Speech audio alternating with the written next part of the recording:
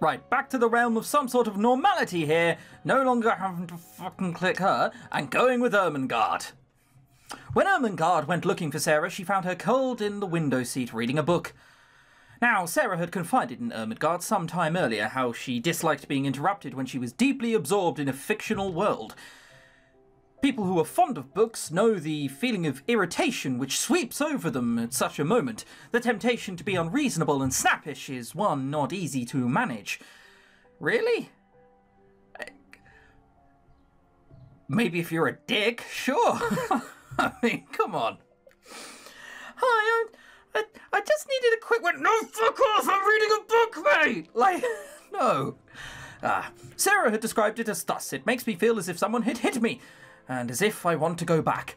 Ermengarde took one look at that intent little face and could not bear the thought of causing it such distress. Therefore, instead of calling for attention, she simply took a seat nearby and waited. Because she had few friends among the students at Miss Minchin's select seminary, Ermengarde was not entirely a stranger to being left alone with her own thoughts. For the most part... Come on, we waited like 4 weeks for this and you're going to give us a sob story? For the most part, she had diligently tried to turn that extra time to revision, thumbing through the pages of her lesson books in the hopes that her wisdom would be imprinted upon her. In recent weeks, however, the distraction of Sarah, her stories and the time they spent together kept turning Ermengarde's attempts at studying into something more like daydreams. This did not help her lessons, but it did not seem to do them much harm either. Ermengarde glumly considered that it was because she was already as much of a failure as it was possible to be. I was expecting to be entertained. What's this? Jesus Christ! Eventually, Sarah looked up from her book and noticed her friend nearby. Oh, Ermengarde, I'm sorry. Were you looking for me? I didn't want to disturb you. Well, it's all right now. Not even going to say, hey, it's fine. You can, like, disturb me if you want. Jesus. How bad do you have to be at social interaction to honestly be able to tell someone's face, hey, I'd much rather be reading a book than talking to someone? I don't know. This is the internet. I'm sure someone will understand. She laid a ribbon bookmark across the pages and closed her book. What were you thinking about? Your fucking mother. Probably not. Ermengarde... Oh god, she's dead. Your father, mate. Ermengarde found that she could not simply answer you, even if perhaps it was the truth.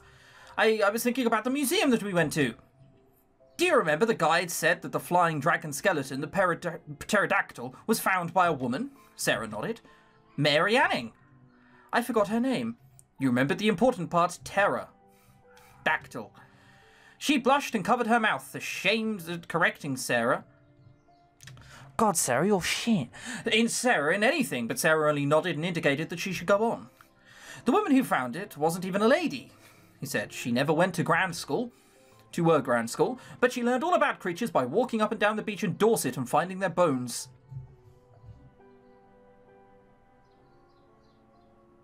Dog, cat, dog, boar, pterodactyl, dog, what? Dorset? There's nothing there but farms, mate. Fucking Dorset. Oh, whatever. I thought if we were planning trips around London, then perhaps we should go to the seaside. We could find seashells, even if we don't find any fossils. Yes. And now the book was set aside on the window seat as Sarah's imagination drew her to her feet. Sarah just sounds like a really annoying, like, very difficult attention to keep child. Like, you couldn't have a conversation with her without her mind wandering off several times. There are cliffs along the coast of Dorset, aren't there? No doubt. That's Dover. And where there are cliffs, there might be caves. And where there are caves, there might be dwarves or trolls or pirate treasure. Probably not. Oh, don't. Ermengarde clapped her hands over her ears. You'll get me all confused again between what's real and what isn't. Well, until we've been there, we don't know what's real. There have certainly been real pirates, like Captain Strangways or Isaac Gulliver, the king of the smugglers. I don't know who either of those were. And it is possible that they might have left a buried treasure in a cave somewhere. One of Sarah's books had included a history of wars, pirates, and weather-related sailing disasters around the English Channel. She was somewhat glad to have read it after her sea voyage rather than before. We can't know whether we will find a treasure or not until we have looked for one, and then you will know it and not be confused. You know, I think you don't actually have so much trouble remembering when you have seen or done something yourself. It's only books that you can't remember. That's not too uncommon. I mean, come on, everyone's been there in that situation where you can't remember someone's name, haven't they? Yeah. Oh no, I forget things all the time. But you remember all sorts of things about flowers and forests and birds and horses. You told me about 2 kinds of celandines and your aunt's dogs and her flower pressing hobby. You remembered where the fossils came from. You remember things that matter to you. Perhaps it's only books that you can't remember. But books are what should matter, at least to my father and Miss Minchin and you. Sarah laid a hand on Ermengarde's shoulder. I love books. They matter a great deal to me, but people matter more. We waited all this time to have a life lesson. Oh, that hurts. Mademoiselle, hold out your arms like so, if you please. Oh, we're beginning to... thinking of making a joke that would make Tumblr angry, but we won't. Sarah extended her arms, letting them drift into the ballet second position. Now, over your head so I can see the fabric stretch.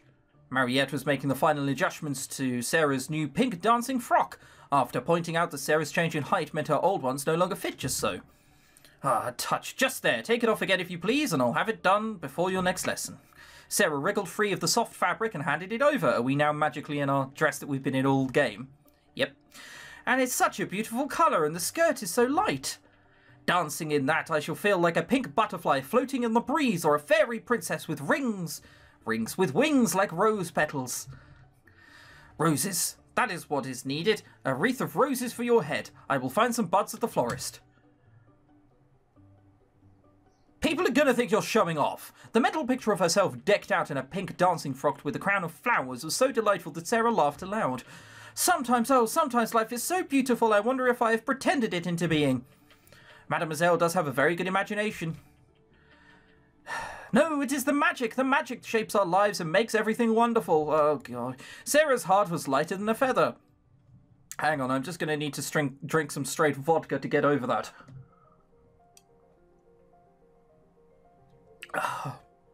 Yep, suddenly everything's much better. I joke, of course, that's, I mean, clearly not vodka, is it? Right, okay, so we need knowledge, bang, bang, bang, and then we need some belief. And we get belief is that one. So, that one and that one, right? Yeah, cool. Get lucky. That's... Okay, got unlucky.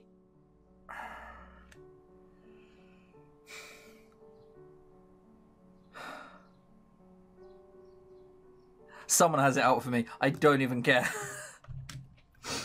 Sarah's rooms at Miss Minchin's seminary were not like the rooms of ordinary pupils who were meant to be satisfied with simple necessities. There were pictures and books and curious things from India. There was a sofa and the low, soft chair. It's because a lot of money has been paid to do this. Emily sat in a chair of her own with the air of a presiding goddess. And there was always a glowing fire and a polished grate. Because the room was such a nice, bright, pretty place, the little scullery maid known as Becky liked to save it until the end of her afternoon's work. If luck was with her, she could snatch a few moments to sit alone in the soft chair and look around, thinking about how wonderful good fortune, the wonderful good fortune of the child who owns such surroundings. Are we gonna, like, catch her sitting down in our chair? Fucking go in! Like, mate, what are you doing? That's my chair! Get out! That's probably not going to happen.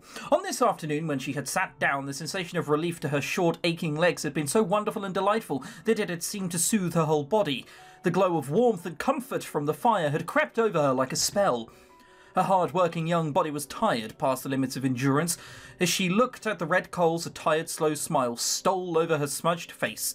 Her head nodded forward without being aware of it, and her eyelids dropped. Thus it was that when Sarah returned to her rooms, her mind full of song and dance, she found an empty coal box on her floor and a maid so deeply asleep that she might have been an enchanted princess. I swear, Sarah, if you kiss her, that's probably sexual assault. You're not allowed to do that. Oh, that poor thing. Becky looked nothing like any illustration of Sleepy Bluety. That's mocking her appearance. That's cruel, Sarah. Her gown was stained, her face smeared with soot, and her poor little kerchief... Handkerchief? Kerchief. Kerchief hung half off her head. Even her face beneath the dirt was a plain one. She looked only like an ugly, stunted, worn-out little scullery dodge. Don't is wrong with you? I thought you were supposed to be sympathising with her, not just mocking her appearance openly. Jesus, Sarah. But Sarah was not cross to find such a figure in her own favourite chair. The ill-used heroine of the story, now at last I can talk to her when she wakes. She crept closer to the chair, walking quietly on raised feet, and stood there looking at her. I wish she'd waken herself. I don't wish to waken her, but Miss Minchin will be cross if she finds out. I'll wait just a few minutes. She took a seat on the edge of the table and sat swinging her slim legs. If Miss Minchin came looking for Becky, she was sure to be scolded. But she is so tired, so tired. At that moment, Sarah's indecision was interrupted by a popping sound from the fire. A piece of flaming coal had broken and shifted. Becky did not realise at first that she had fallen asleep. She only remembered sitting down for a moment at the gentle glow, and now here she found herself staring in wild alarm at the wonderful people who sat perched quite near her like a fairy. Becky sprang to her feet, clutching her kerchiefs to set it right. Oh, miss, I asked you... This is like a Cockney bad voice, isn't it? Oh, miss, I asked your pardon, miss. Oh, I do, miss. Sarah put her dainty feet on the ground and stood. Don't be frightened, it doesn't matter the least bit. I didn't go to do it, miss. It was the warm fire and me being so tired. It weren't impertinence. I swear it weren't, madame. Sarah broke into a friendly little laugh. You were tired, you could not help it. You are not really awake yet. Ain't you angry, miss? Ain't you going to tell the missus? I know why. I sort of led with Cockney, and now I find myself doing some sort of weird northern old woman voice. No, of course I'm not. I know I shouldn't have touched your things, miss. Sarah shook her head.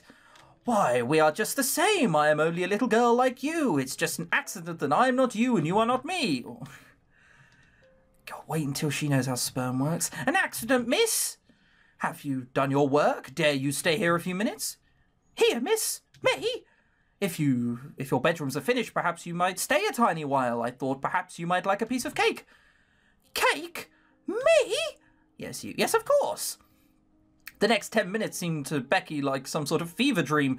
The show pupil opened a cupboard and produced a thick slice of cake, all for her, and actually seemed enthusiastic about watching Becky eat it.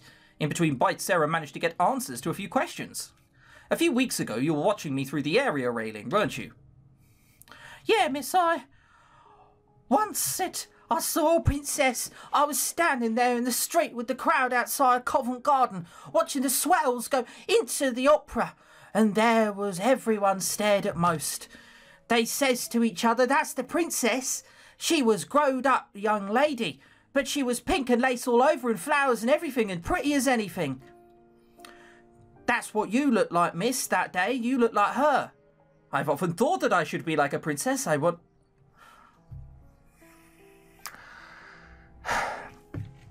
what that feels like. That's right, fucking make her feel better about it, huh? I believe I will begin pretending I am one. Ain't you ready? From elsewhere in the school, there was the sound of a door slamming. Oh, miss, I've got to go. Come back someday when you have more time and I can finish that story you were listening to. I'm always putting new bits to it in my head. Oh, miss, if you do that, I won't mind how heavy the coal boxes was, or what cook done to me, or I might have to think of... She bobbed an awkward little curtsy, grabbing her kerchief, when it slipped again, then hurried from the room. Sympathy. Of course it's sympathy. Right, literally all of your events are done in Act 1. Part 10, and there's several acts. Oh boy. Alright, well, you. Sarah came upon the little maid hard at work in the school corridors. Becky? Oh, miss! Sorry. Like, literally did her voice seconds ago. Also, I do apologise, I do have to keep sipping water, because, it is 37 fucking degrees Celsius. And that's not fun. So startled was she at being addressed that she fumbled the bucket of sooty bushes that she bushes. Oh yeah, that's the bottle later on. Brushes she carried, nearly dropping them. Sarah rushed forward to grab the handle and prevent a spill. Miss, you'll muck up your nice dress, you will. It's all right, I'm being careful. Please, miss, you shouldn't. It's not right. Well, you are the expert, of course, so I will leave things in your hands. Oh, it sounds like it. Expert! Aren't you? I'm sure you're good at your work. Yeah, it's more that... That's not, strictly speaking, a compliment, Sarah. Never heard it put it that way, miss. Mariette says that everyone below stairs takes advantage of you and asks you to do many things. Hasn't fucking helped. They ought to thank you and tell you are doing a good job. Becky looks so baffled at the idea of being thanked for her labours that Sarah could not let the matter rest. Is Miss Minchin very unkind to you? Shouldn't say nothing about the missus, miss. Sarah looked up and down the hall listening. No one is anywhere about. Come into my rooms, if you feel safer that way. Oh, I shouldn't, miss.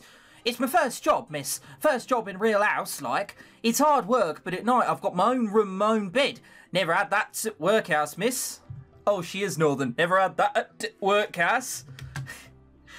You didn't have a bed? Room's fell a bit, missus, but full of girls. Everybody squeezes. It's good in the winter, innit? Keeps you warm. Oh, Sarah's so astounded by this. You mean you shared beds with other people? Did you not have fancy blankets in which to blemish yourself with? Like, Sarah did not lack for imagination, but she simply did not have the frame of reference to picture a workhouse dormitory with its rows of narrow beds crammed together. The smallest sleeping quarters she had ever seen were those on board the ship which brought Sarah and her papa to England. Here, sometimes it gets real spooky up top with the wind, but it's still my room, so it's not so bad. If the missus hadn't given me this job, I don't know what I'd do. She is so grateful for so little. Oh, truly, we're understanding our worth.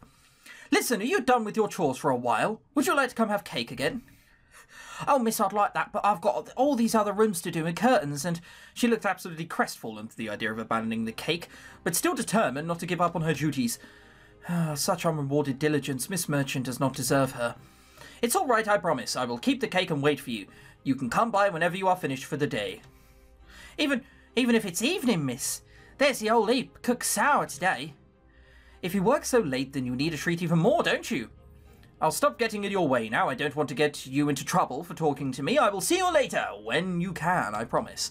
Thank you, miss. Oh, man. Sarah was sitting all curled up in the lovely soft chair by the fire, that same chair in which she had found Becky asleep not so long ago. Her stockinged feet were folded up beneath her, elbows on the chair and her chin in her hands. If I were a princess, a real princess, are you still going on about this? Fucking forgotten all about that girl's plight, haven't we? I could go among the populace in a grand coach and scatter largesse. Everyone who was tired and poor and hungry, I could make their lives better. That's what a princess ought to do. You know what, Sarah? You'd really fit in on one of those forums online where certain select people gather to say, oh, isn't the world terrible? 20 years ago it was much nicer. Completely fucking oblivious as to how the whole world works. Oh, you'd fit right in, Sarah, you would.